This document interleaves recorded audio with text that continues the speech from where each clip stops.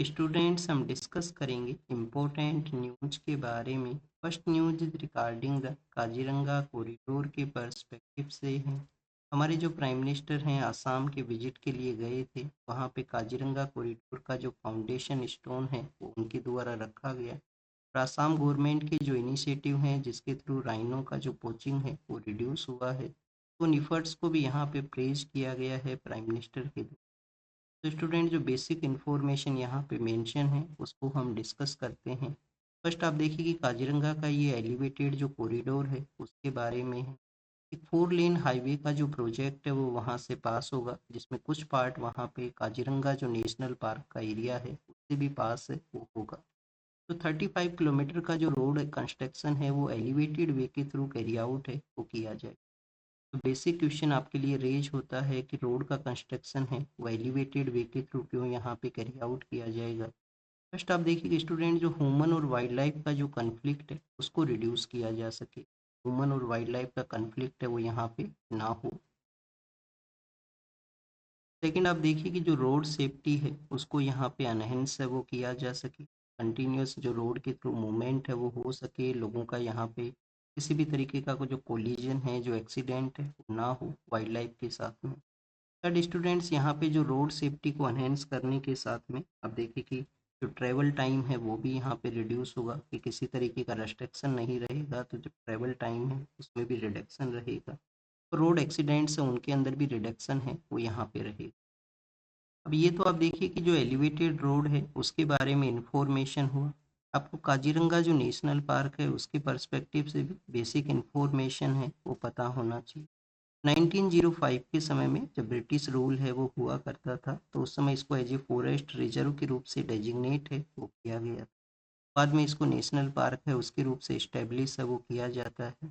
आसाम के जो 4 डिस्ट्रिक्ट्स हैं वहाँ पे ये सिचुएटेड है, 4 डिस्ट्रिक्ट्स के अंदर में अपना एरिया है वो शेयर करता है।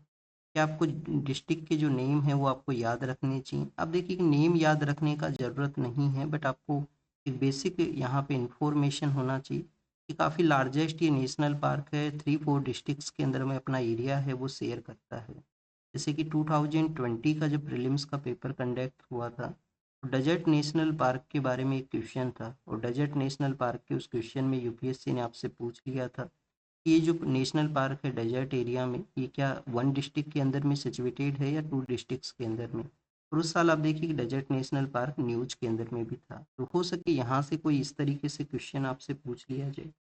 लेकिन आप देखिए कि हमारा यूनेस्को का जो हेरिटेज साइट्स हैं नेचुरल कैटेगरी के अंदर में, तो यूनेस्को हेरिटेज साइट्स के अंदर में भी ये है काजीरंगा का जो नेशनल पार्क है, यूनेस्को हेरिटेज साइट के रूप से भी है। नेक्स्ट आप अगर हम इसी पार्क के बारे में रीड करें तो स्टूडेंट्स ये टाइगर रिजर्व के रूप से भी डेजिग्नेटेड है, इसका जो एरिया है वो टाइगर रिजर्व के रूप से भी है। वहाँ पे आपको इंडियन एलिफेंट्स हैं उनका भी प्रेजेंस आपको मिलेगा। इंडियन एलिफेंट्स हैं जो भी लार्जर नंबर के अंदर में पाए जाते हैं वहाँ पे। सेकंड आप देखिए कि आपको राइनो का प्रेजेंस तो है ही, इसके अलावा जो वाइल्ड वाटर बफेलो हैं, वाइल्ड एरिया में वाटर बफेलो जो पाए जाते हैं उनका भी प्रेजेंस है। स्वैम्प डियर हैं उनका भी प्रेजेंस है। तो इस वजह से डिफरेंट काइंड ऑफ जो वहाँ पे वाइल्ड लाइफ है उसका प्रेजेंस है काजीरंगा नेशनल पार्क। नेक्स्ट अगर हम रीड करें स्टूडेंट्स रिवर्स के बारे में, क्योंकि यूपीएससी आप देखिए कि किसी प्रोटेक्टेड एरिया से अगर कोई रिवर पास होता है, कोई इंपॉर्टेंट लेक वहाँ पे सिचुएटेड है, तो उसके बारे में भी यूपीएससी क्वेश्चन है वो पूछता है। जैसे कि जिम कॉर्बेट का जो नेशनल पार्क है वहाँ से आप देखिए कि रामगंगा नाम का रिवर पास करता है, और यूपीएससी ने 2014-15 के समय ऐसा एक क्वेश्चन है वो पूछ लिया था। तो स्टूडेंट्स काजीरंगा का जो नेशनल पार्क का एरिया है, काजीरंगा नेशनल पार्क के नॉर्दर्न पार्ट से एक रिवर पास करती है जिसको कि हम ब्रह्मपुत्रा के नाम से जानते हैं।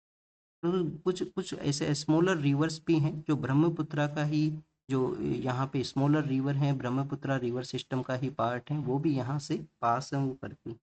तो मेनली तो ब्रह्मपुत्रा रिवर है नॉर्दर्न पार्ट को यहाँ पे सर्कल करता है, इसका जो वेस्टर्न पार्ट का एरिया है वहाँ से पास करता है।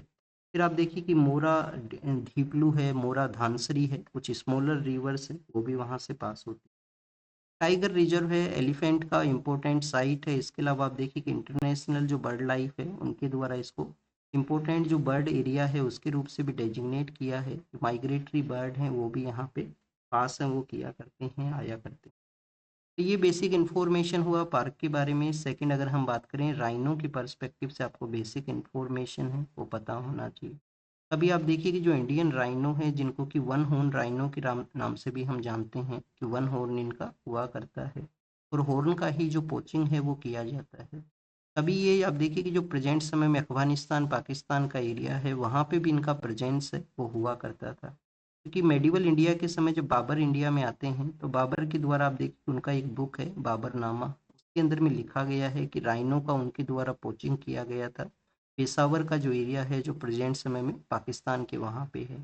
तो राइनो का अर्लियर फेज में प्रेजेंस है वो आपको कम्प्लीटली ये जो हिमालयन स्ट्रक्चर है उसमें आपको मिलेगा। क्या इंडस वैली सिविलाइजेशन के दौरान में भी राइनो का प्रेजेंस को शो किया जाता है सील्स के थ्रू में? ये आपको कमेंट सेक्शन के अंदर में बताना है। क्या इंडस वैली सिविलाइजेशन का जो सील है वहाँ पे राइनो के बारे में प्रेजेंस है या नहीं है?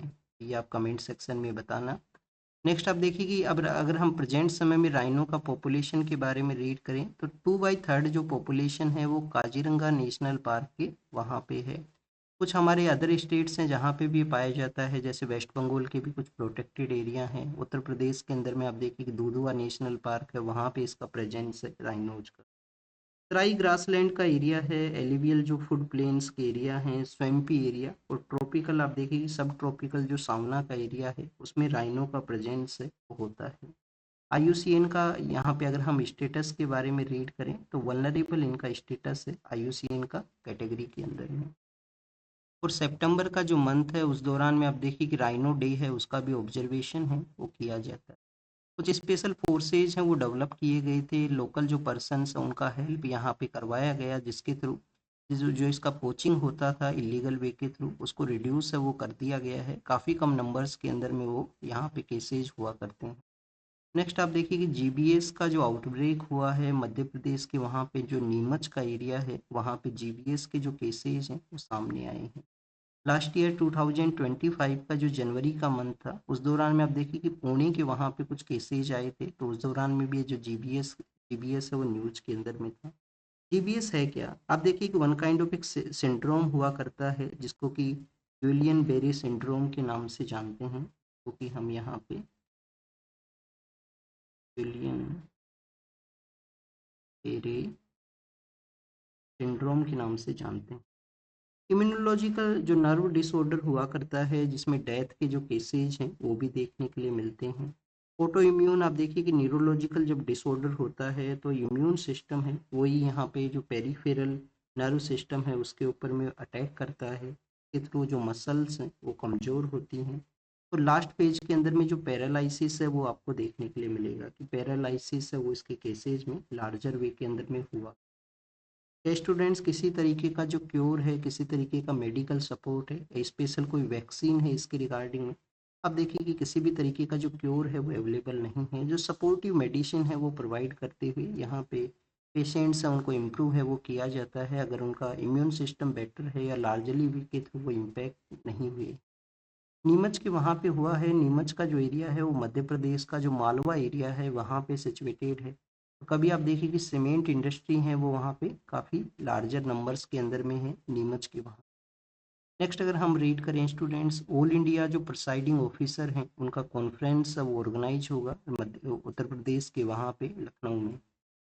तो अब देखिए कि हमारे जो 28 स्टेट हैं प्रेजेंट समय में, जो 28 स्टेट हैं और 3 हमारे यहाँ पे जो यूनियन टेरिटरी हैं जिनको कि लेजिस्लेटिव असेंबली दिया गया है। तो स्टूडेंट्स उन 3 यूटीज एंड 28 स्टेट के जो प्रिसाइडिंग ऑफिसर हैं वो इसके अंदर में पार्टिसिपेट करेंगे। जिन स्टेट्स के वहाँ पे लेजिस्लेटिव काउंसिल है उसके भी जो चेयरमैन है उनका यहाँ पे पार्टिसिपेशन है वो रहेगा। और लोकसभा के जो स्पीकर हैं वो इसको हेड करेंगे, लोकसभा के स्पीकर हैं वो इस कॉन्फ्रेंस को एड्रेस है वो करेंगे यहाँ। तो जब भी आप देखिए कि प्रिसाइडिंग ऑफिसर्स के बारे में मेंशन है तो आपको बेसिक इन्फॉर्मेशन क्या होना चाहिए, आपको जानकारी होना चाहिए कि 1919 का जो गवर्नमेंट ऑफ इंडिया एक्ट हुआ करता था जिसको कि हम मोनफोर्ड एक्ट के रूप से जाना करते थे, मोंटेगू चेम्सफोर्ड एक्ट। उस एक्ट के बाद में आप देखिए कि सेंट्रल लेजिस्लेटिव असेंबली है उसको सेटअप किया गया था, और विट्ठल भाई पटेल साहब वो फर्स्ट पर्सन है, फर्स्ट इंडियन है जो सेंट्रल लेजिस्लेटिव असेंबली के जो प्रेसिडेंट हैं उस समय बने थे, जिसको आप प्रेजेंट समय में स्पीकर के नाम से जानते हैं।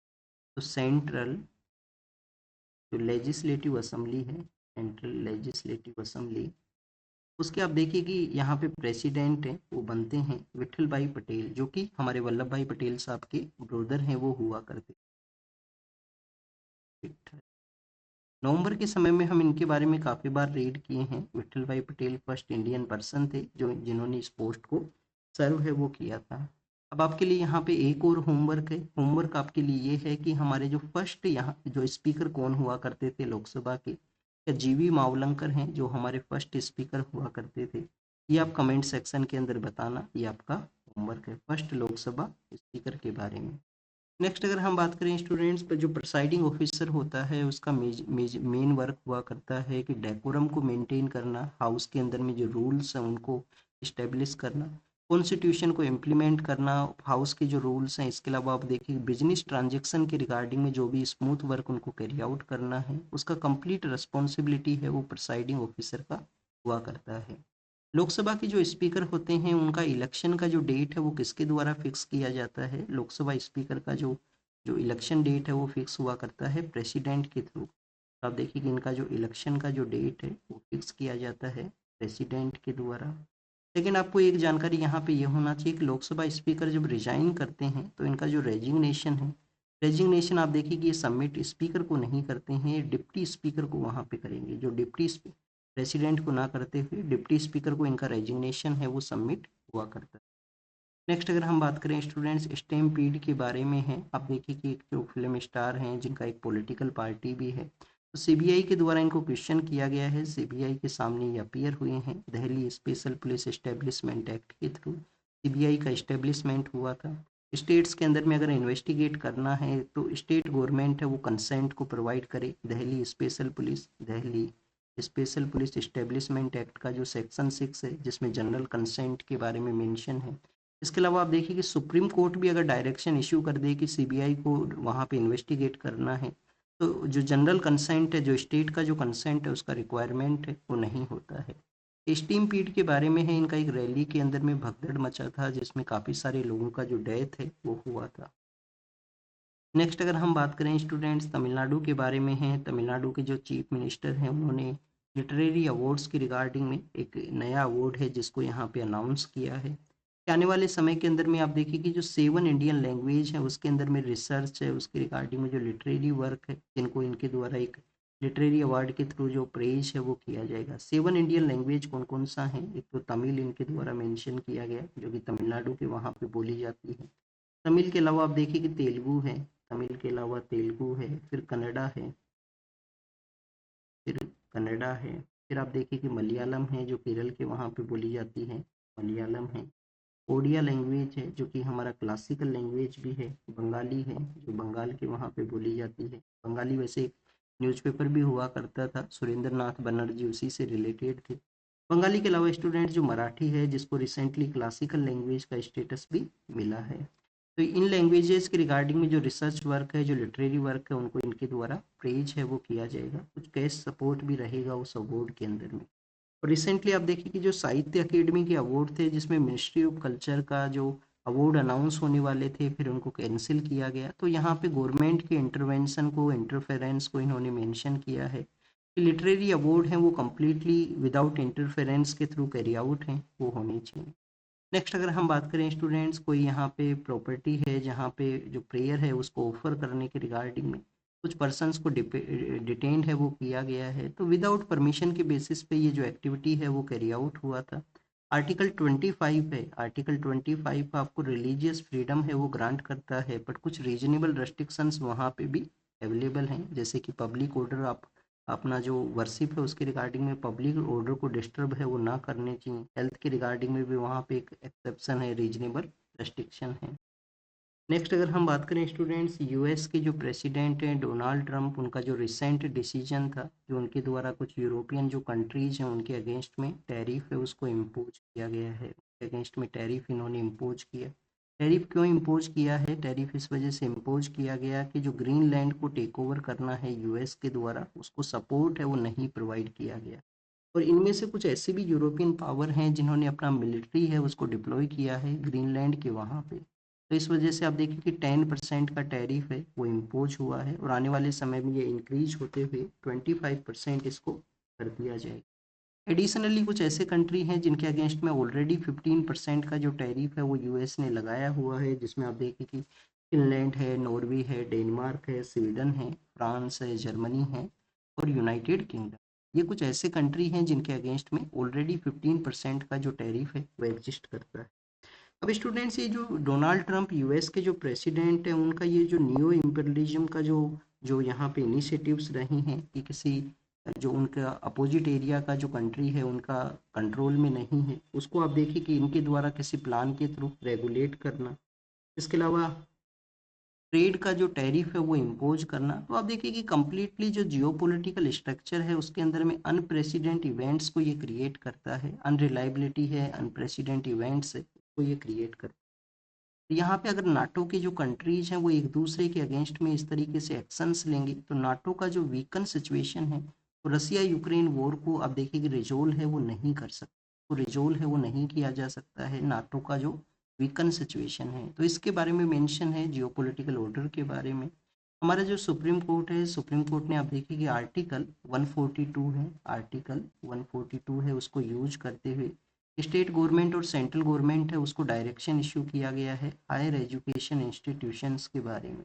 अब डायरेक्शन यहाँ पे इशू किया गया है कि जो स्टूडेंट्स हैं उनका डिस्ट्रेस सिचुएशन है उसके रिगार्डिंग कुछ 9 पॉइंट्स का डायरेक्शन रहा है। इसमें आप देखिए कि जो 7 पॉइंट है वो तो यहाँ पे स्टूडेंट का जो डिस्ट्रेस कैसे कम हो उसके बारे में, socio economic condition, social justice है, कोई भी यहाँ पे जो रीजन है उनको मेंशन किया गया है। ट्रू रीजन यहाँ पे जो हायर एजुकेशन इंस्टीट्यूशंस में आप देखिए कि जो वाइस चांसलर का जो सीट का वैकेंसी है, इसके अलावा जो रजिस्ट्रार का सीट का वैकेंसी है उनको भी फिल है वो किया जाए। तो हायर एजुकेशन इंस्टीट्यूशन के बारे में है, कंटिन्यूस आपको जो केसेस आपको देखने के लिए मिलते हैं कि जहाँ पे चिल्ड्रंस में, स्टूडेंट्स में जो डिस्ट्रेस है वो देखने के लिए मिला है। अब 50% के आसपास जो वैकेंसी है उनको टाइमली मैनर के अंदर में फिल किया जाए, जिससे कि higher education institution better discussion deliberation के ग्राउंड बन सके, सभी सेक्शन ऑफ सोसाइटी के जो स्टूडेंट हैं वो बेटर परफॉर्म कर सकें, एजुकेशन को एक बेटर टूल के रूप से यूज है वो किया जा सके। नेक्स्ट आप देखिए कि इंडिया और जर्मनी के बारे में, जर्मनी के जो एम्बेसडर हैं उनके द्वारा ये लिखा गया है आर्टिकल। तो बेसिकली आप देखिए कि कोई पॉइंट का लार्जली वे में यहाँ पे डिस्कशन नहीं है, डिस्कशन मेजरली यहाँ पे इंडिया और जर्मनी के रिलेशन कैसे जियोपॉलिटिकल स्ट्रक्चर है उसको बूस्ट है वो कर सकते हैं उसके बारे में मेंशन। जब जर्मनी के चांसलर इंडिया के लिए आए थे तो काइट का जो फेस्टिवल है, काइट फेस्टिवल का फोटो को लार्जली जो न्यूज़पेपर हैं उन्होंने पब्लिश किया। बोथ कंट्रीज हैं वो यहाँ पे third and fourth largest economy के रूप से हैं, third and fourth largest economy के रूप से सेटअप हैं। तो आप देखिए कि कंट्रीज में आपसी कंपटीशन भी है, आपसी कोऑपरेशन भी है, क्योंकि बोथ कंट्री एक दूसरे के साथ में ट्रेड है उसको कैरी आउट कर। तो जर्मनी हमारी कंट्री का ईयू की अगर हम नेशंस के बारे में रीड करें तो लार्जेस्ट ट्रेड डेस्टिनेशन के रूप से आप देखिए कि जर्मनी नाम का जो कंट्री है वो आपको मिलेगा। मल्टीपल एरियाज में कोऑपरेशन है उसको यहाँ पे बताया गया है। इसके अलावा आप देखिए कि आने वाले समय के अंदर जो फ्री ट्रेड एग्रीमेंट है वो साइन होगा इंडिया और यूरोपियन यूनियन का, तो ये बेटर वे में रिलेशन है उसको बूस्ट करेगा। प्रेजेंट जो जियो पोलिटिकल स्ट्रक्चर है उसके रिगार्डिंग में भी यहाँ पे बोथ नेशंस का जो कमिटमेंट है पीस के पर्सपेक्टिव से, ग्लोबल इंस्टीट्यूशंस के रिफॉर्म का जो यहाँ पे एजेंडा है उसको सपोर्ट करने, ग्लोबल इंस्टीट्यूशंस में आप देखिए कि यूनाइटेड नेशंस सिक्योरिटी काउंसिल को भी रिफॉर्म करने का इंडिया और जर्मनी है उसका प्रपोजल है। तो ये जो बोथ कंट्रीज का इस तरीके से मल्टीपल एरियाज में कोऑपरेशन, जियोपॉलिटिकल स्ट्रक्चर में एक स्टेबिलिटी का जो सिंबल है उसको ये शो करता है। पिपरवाह रेलिक्स के बारे में है जो कि आप देखिए कि भगवान बुद्ध हैं उनके पर्सपेक्टिव से हैं। तो यहाँ पे म्यूजियम्स हैं उनको यूज किया जाए, म्यूजियम्स को एक बेटर प्लेटफॉर्म के रूप से यूज हो। आने वाले समय में जो स्टूडेंट हैं, जो हिस्टोरियंस हैं, उनको आप देखिए कि बेटर जो हिस्टोरिकल थिंग्स हैं उनके साथ में रिलेट करने के लिए। तो एक प्रपोजल है यहाँ पे कि कैसे जो पिपरवाह रेलिक्स हैं उनको यूज करते हुए आने वाले समय का जो हिस्ट्री का जो सेक्शन है जिसमें इंटरेक्शन है उसको इंक्रीज है। रिसेंटली आप देखिए कि नवंबर दिसंबर के मंथ के समय में जो हमारा सुप्रीम कोर्ट है उन्होंने एक डिस्टर्बिंग ट्रेंड को बताया था कि चाइल्ड ट्रैफिकिंग के जो केसेज हैं वो हमारी कंट्री में देखने के लिए मिलते हैं। तो बेसिकली आप देखिए कि केपी किरण कुमार का वो केस है, केपी किरण कुमार का वो केस है जिसके अंदर में यहाँ पे सुप्रीम कोर्ट ने ऑब्जर्व किया है कि हमारे यहाँ पे जो एनसीआरबी के जो डाटा हैं, नेशनल क्राइम रिकॉर्ड ब्यूरो के जो डाटा हैं, वो नंबर्स हैं, वो देखेगी 2023 के समय में 3000 एंड कुछ यहाँ पे केसेस थे। अगर हम कन्विक्शन रेट के बारे में रेट करें तो कन्विक्शन रेट है वो ओनली 4 या 5% के आसपास है, 4.8%। Less number of conviction rate होना, कैसे हम यहाँ पे चाइल्ड ट्रैफिकिंग का जो इशू है उसको टैकल करेंगे। तो स्टूडेंट्स इसके रिगार्डिंग में एक प्रोटोकॉल है जिसको कि प्लेरमो प्रोटोकॉल के नाम से जानते हैं, यूनाइटेड नेशन का प्लेरमो प्रोटोकॉल है। जो प्लेरमो प्रोटोकॉल है उसके थ्रू आप देखिए कि भारतीय न्याय संहिता के अंदर में हमने स्पेशल सेक्शन है उसको यहाँ पे डेजिग्नेट किया है, जो चाइल्ड ट्रैफिकिंग है उसको यहाँ पे डील कर सके। हमारे कॉन्स्टिट्यूशन के अंदर में आर्टिकल जो 23 है, आर्टिकल 24 है, वो चाइल्ड ट्रैफिकिंग है, ह्यूमन ट्रैफिकिंग है। तो चाइल्ड लेबर का जो एक्टिविटी है उसको प्रोहिबिट करने के रिगार्डिंग में ये आर्टिकल्स हैं वो स्टेप। कोर्ट के द्वारा भी अलग अलग केसेस के अंदर में चाइल्ड ट्रैफिकिंग को कैसे डील करना है उसके रिगार्डिंग में जजमेंट है उसको डिलीवर किया गया है। जैसे कि आप देखिए कि 90s के समय में एक विश्वजीत का एक केस था जिसमें सोशियो इकोनॉमिक कंडीशन को बताया गया। विशाल जीत का वो केस है जिसमें सोशियो इकोनॉमिक कंडीशन है उसको एक रीजन बताया गया चाइल्ड ट्रैफिकिंग के रिगार्डिंग में। फिर आप देखिए कि 1996 के समय केस आता है एमसी मेहता, जो कि काफ़ी फेमस केस है। एमसी मेहता केस के थ्रू जो यहाँ पे जो एम्प्लॉयमेंट का जो एक्टिविटी है जिसके अंदर में चिल्ड्रंस को प्रोहिबिट किया गया कि चिल्ड्रंस का जो एक्टिविटी है वो प्रोहिबिटेड होना चाहिए किसी भी जो यहाँ पे जो आप देखिएगा एम्प्लॉयमेंट कंडीशन के अंदर में। फिर आप देखिए कि 2011 में बचपन बचाओ आंदोलन का जो केस है जिसके थ्रू यहाँ पे चाइल्ड को जो कंप्लीटली उनका जो जो चाइल्डहुड है उसको किस तरीके से डिग्निफाइड मैनर में होना चाहिए, किसी तरीके का एक्सप्लॉइटेशन है वो नहीं होना। और आप देखिए कि जो कैलाश सत्यार्थी हैं जो कि नोबेल laureate हैं, उनको इसी जो बचपन बचाओ आंदोलन की वजह से ही उनको नोबेल प्राइज है वो दिया गया था 2000। यूएस के द्वारा जो गाजा का पीस प्लान है उसके अंदर में इंडिया को इनवाइट किया गया है। इंडिया ऑलवेज आप देखिए कि पीस प्रपोजल है उसका पार्ट रहा है, चाहे वो रसिया यूक्रेन कंडीशन हो, चाहे गजा स्ट्रिप के वहाँ पे हो, या किसी भी कंट्री के वहाँ पे जो कन्फ्लिक्ट सिचुएशन है, इंडिया का प्रपोजल यही रहता है कि पीस का इस्टेब्लिशमेंट है वो हो सके। तब ये आने वाले समय में इंडिया इसको ज्वाइन करेगा या नहीं करेगा ये तो आप देखिए आने वाले समय में डिसाइड होगा। और भी जियोपॉलिटिकल एक डेवलपमेंट है, यूनाइटेड अरब अमीरात के जो प्रेसिडेंट है वो इंडिया के लिए विजिट करेंगे। इंडिया ने आप देखिए कि ईरान का जो सिचुएशन है उसके अंदर में भी वहाँ पे पीस का इस्टेब्लिशमेंट हो, तो यही हमारा प्रपोजल है वो रहा है। और वेनेजुला के वहाँ पे यूएस का जो इंटरवेंशन रहा, वेनेजुला के वहाँ पे भी आप देखिए कि यही प्रपोजल रहा कि जो वहाँ के जो सिविलियन पर्सन हैं उनको किसी तरीके का जो कन्फ्लिक्ट सिचुएशन में ना फेस होना पड़े। यूएई के प्रेसिडेंट इंडिया में आएंगे उसके रिगार्डिंग में डिस्कशन है वो रहेगा। अभी आप देखिए कि ओमान के साथ में हमने जो फ्री ट्रेड एग्रीमेंट है उसको साइन किया है, तो इस रीजन का एक इम्पोर्टेंस उसको ये बताता है। पोलैंड के जो आप देखिए कि डिप्टी जो लीडर हैं उनके द्वारा एक स्टेटमेंट में कहा गया कि जो बॉर्डर्स हैं उनका डिसीजन किसी टैंक्स के रिगार्डिंग में या टेररिस्ट पर्सन है उनके प्रेजेंस के थ्रू है वो नहीं होना चाहिए। बोथ कंट्रीज जिनके बिटवीन में भी डिफरेंस है वो नेगोशिएशन के थ्रू यहाँ पे बॉर्डर एरिया है उस डिस्प्यूट को रिजोल्व है वो करें। पोलैंड के जो लीडर हैं वो इंडिया के मिनिस्टर ऑफ एक्सटर्नल अफेयर के साथ में मिलेंगे और आने वाले समय में बोथ नेशंस कोऑपरेशन कर सकें उसके बारे में डिस्कशन है वो रहेगा। कोकोनट का जो आप देखिए कि जो क्रॉप है जो कि लार्जेस्ट हॉर्टिकल्चर क्रॉप है हमारे सदर्न इंडिया के अंदर में, अगर हम बात करें स्टूडेंट्स तमिलनाडु, कर्नाटका और केरल के बारे में, तमिलनाडु, कर्नाटका और केरल के वहाँ पे 80 टू 85% ऑफ इंडिया का जो कोकोनट प्रोडक्शन है वो हुआ करता है। बट पिछले कुछ समय से वहाँ पे एक रूट विल्ट डिजीज है उसका आउटब्रेक हुआ है। रूट विल्ट डिजीज की वजह से इसका जो कोकोनट का जो प्रोडक्टिविटी है उसमें डिक्लाइन है वो देखने के लिए। अब स्टूडेंट डिक्लाइन देखने के लिए मिला है तो उसके बारे में मेंशन किया गया कि ये कैसा यहाँ पे डिजीज है। आप देखिए कि इंसेक्ट का ये डिजीज है जो कि बेसिकली इंसेक्ट वेक्टर के रूप से काम किया करता है और फोटो जो फाइटोप्लाज्मरी है उसके रूप से वर्क करते हुए प्रोडक्टिविटी कोई इम्पैक्ट है वो करता है। और इसमें काफ़ी सारे अदर फैक्टर्स हैं जो भी रोल प्ले करते हैं रूट विल्ट डिजीज है उसके रिगार्डिंग में। मैक्सिमम आपको इन्फॉर्मेशन ये पता होना चाहिए कि डिजीज है वो किस में होती है, कोकोनट क्रॉप के अंदर में देखने के लिए मिलता है। नेक्स्ट अगर हम बात करें स्टूडेंट्स, स्पेन के जो लीडर हैं उन्होंने यूएस का जो ग्रीनलैंड का इन्वेजन प्रपोजल है उसको कहा है कि जो रसियन प्रेसिडेंट हैं वो यहाँ पे लार्जली वे के अंदर में आप देखिए हैप्पी रहेंगे कि वो उनको इंटरवेन करने के लिए कोई अदर पावर है वो नहीं है जो रसिया यूक्रेन का कन्फ्लिक्ट है, क्योंकि यूएस खुद आप देखिएगा ऐसी एक्टिविटीज़ में इन्वॉल्व हुआ है। रसिया यूक्रेन कन्फ्लिक्ट के बारे में है, वहाँ पे कुछ लोगों का डेथ हुआ उसको बताया गया। पाकिस्तान का जो कराची सिटी है जो कि फाइनेंशियल मेजरली वहाँ पे सिटी है, जिसमें आप देखिए कि फायर इंसिडेंट है। तो स्टूडेंट्स यहाँ पे ग्वाटेमाला के बारे में है कि ग्वाटेमाला के वहाँ पे जो वायलेंस हुआ था अब उसको कंट्रोल है वो कर लिया। फिर आप देखिए कि यूएस का इंटरनल डोमेस्टिक पॉलिटिक्स जो एग्जाम के लिए नहीं इम्पोर्टेंट है।